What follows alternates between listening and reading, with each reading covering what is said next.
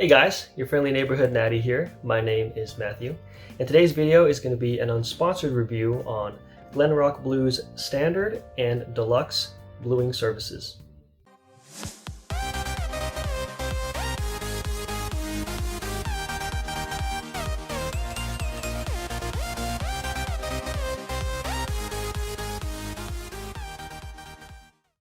So I was looking at rebluing services mostly because the Uberti Cattleman Ombre. If you guys remember, the last video I did on this was classic single action. Joe Perkins had made the custom grip with the sterling silver snakes. He did an excellent brass polish, and you can look at any Cattleman Ombre online. The finish on that is not good. It's kind of like a spray paint matte finish, the same kind you see on like a USFA when they used to make classic single actions. And so it was just off-putting to me that, like, you know, half of it looked great and the other half didn't. So that's one reason why I looked at Glenrock Blue as a possible alternative to refinish this gun. And then also for the Samurai Edge, this gun was mostly complete to me. And honestly, it really was. I just figured, like, okay, well, I wouldn't mind making the slide kind of blued. The way that you see in Resident Evil 2 remake, the way that Chris's Samurai Edge kind of has a blued slide. So I kind of wanted to just test that out as well, and also be good information for you guys to kind of see, oh, here's an example of Glenrock Blue's standard finish, and of course their deluxe finish. So I contacted Glenrock Blue. I believe the owner is Doug. I contacted him on, it was August 15th of 2022. So we kind of coordinated, got our FFLs together. Now the slide didn't need an FFL because the slide isn't the gun by technical ATF definition. It's the part that has the serial number, so the slide doesn't have that.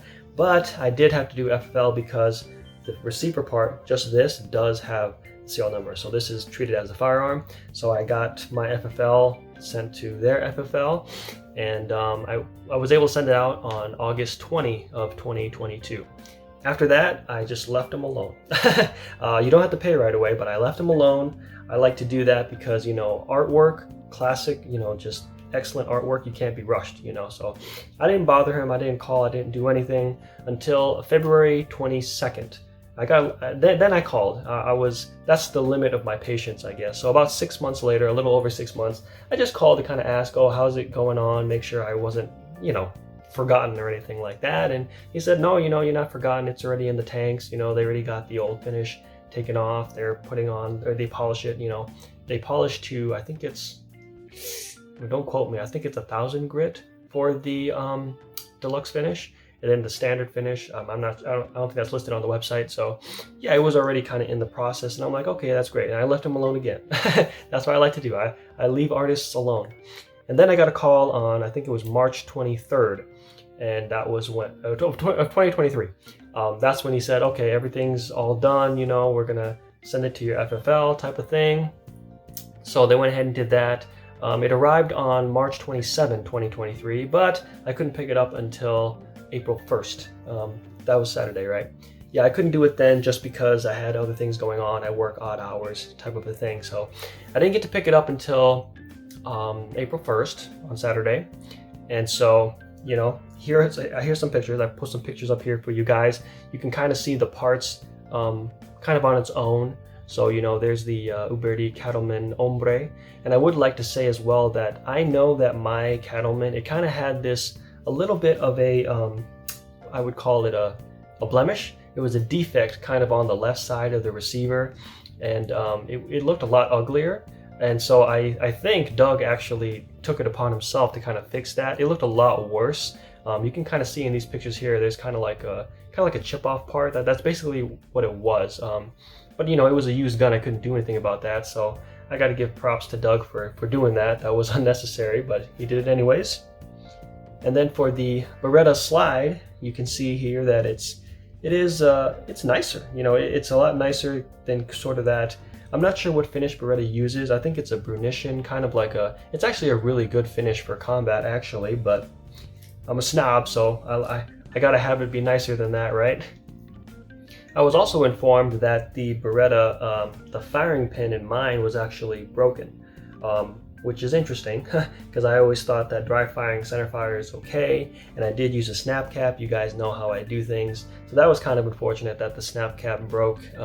So Doug actually had to buy another one and replace it for me. He got it from Langdon Tactical. Good choice, actually. Langdon Tactical is a very good choice for Beretta parts or advanced parts, but he sent back the old firing pin, and this is what it looks like. So if you know how the Beretta firing pin is, the firing pin part's over here, but obviously it's gone, so it's clearly been smashed. And then here is the second part of the firing pin. So it goes together like that. It's supposed to go together like that, and obviously it's broken. So that's unfortunate. Kind of leaves a bad taste in my mouth because I always dry fire with snap caps on the Beretta, and I just felt that was safe. This is the first time I've heard about that. It might just be mine. Maybe mine's a really old one and it had a bad firing pin. I don't know, you know, but I'm not too confident to keep dry firing this gun. And it's really nice now with the slide. So honestly, I'll probably just end up treating this as kind of like a Gucci gun, you know, that I only take out to the range and I just shoot for fun. Now, for sending it back, I think it was, there was $1,000 insurance on it, just in case anything happens. So that came out to be about $46.65 for USPS shipping for $1,000 insurance. The whole thing cost me about $641. As far as the cost, the standard finish, it was about $300 to $350, I think, something like that. And it really just depends, you know, high end, low end on kind of what it is. But since, you know, this is just the receiver of the gun, nothing else, we were able to agree on 300. Did I say 300? Yeah, 300, I think.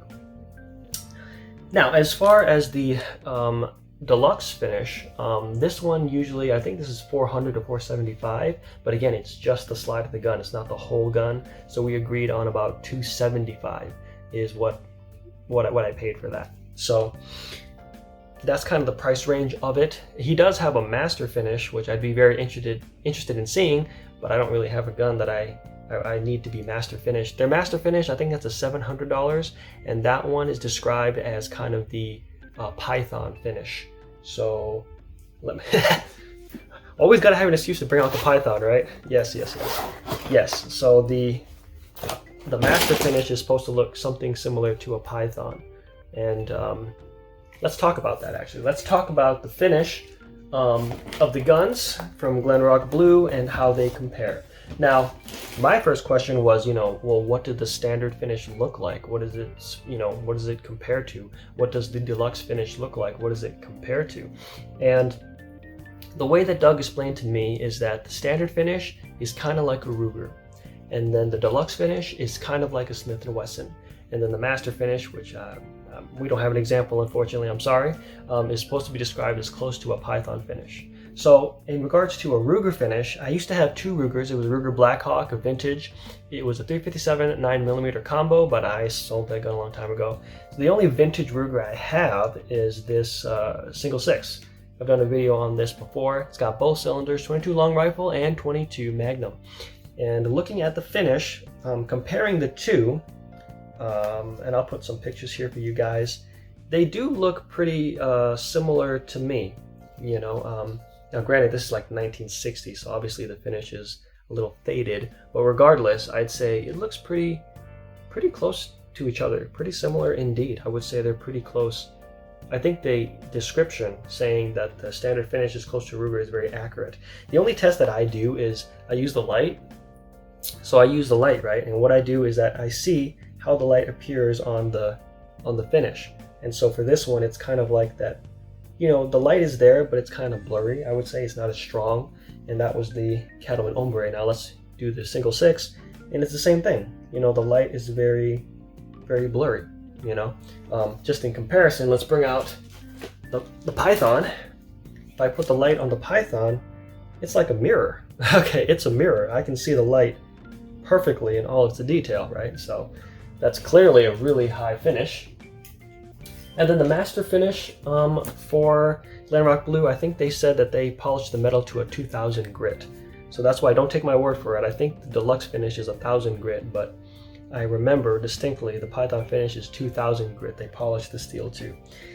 Now, in regards to the Samurai Edge, the Master Deluxe is described as a Smith & Wesson. So again, I'll use the light to kind of look at it here, and I can see the light, and it's a lot clearer than the standard finish, but not as clear as the Python.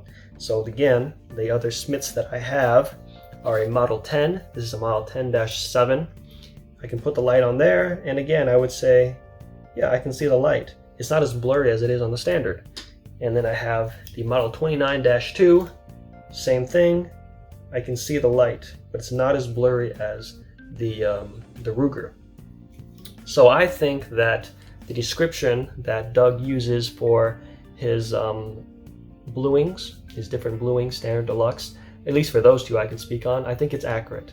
I think he describes that perfectly accurate. It certainly seems, compared to the ones that I have, that the standard really is similar to a Ruger finish, and the deluxe finish is very much similar to a Smith & Wesson finish. So I have no doubt that if anybody has an example of Glenrock Blue's master finish, I have no doubt that probably would absolutely be similar to the Colt Python finish. Now, another thing that you get is kind of this pistol sack here. So you get that for free. Looks like it's environmentally safe, easy label, protection from heat, water, smoke, unique cotton fabric. So that's kind of nice. So all in all, what can I say? I would say this experience pretty much was like a 9 out of 10. Pretty much the same as classic single action. Now guys, I'm not going to give 10 out of 10 to anybody, okay? Like that's like beyond the universe type of a thing. No one's going to do that, okay? I do give credit that Doug didn't have to polish the blemish on the left side of the receiver. He didn't have to do that. He did that. And then also replacing the firing pin. He didn't have to do that, but he did that. So I give props for that. Same way that Mr. Perkins didn't have to shorten the firing pin on the Uberti Cattleman so that it's, how do I word this correctly? So it's more like an authentic Colt SAA. He didn't have to do that, and, you know.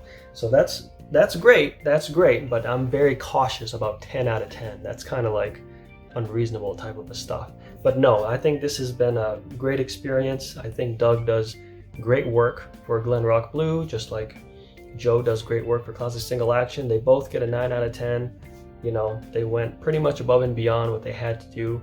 So if you need anything reblued, I can speak for you that yes, I think the standard and deluxe is excellent. I think they're described accurately. And so if that's the finish you're looking for, I recommend them. Same thing with Mr. Perkins. If you need something with custom grips, inlay, things like that, he does that perfectly as well. So if you guys have any questions about the refinishing here, anything that I missed, please let me know. Hope the video was useful for you, any information that will help you out in your decisions. Please like, comment, subscribe, and I'll see you next time. Goodbye now. You learned martial arts! Martial arts, go!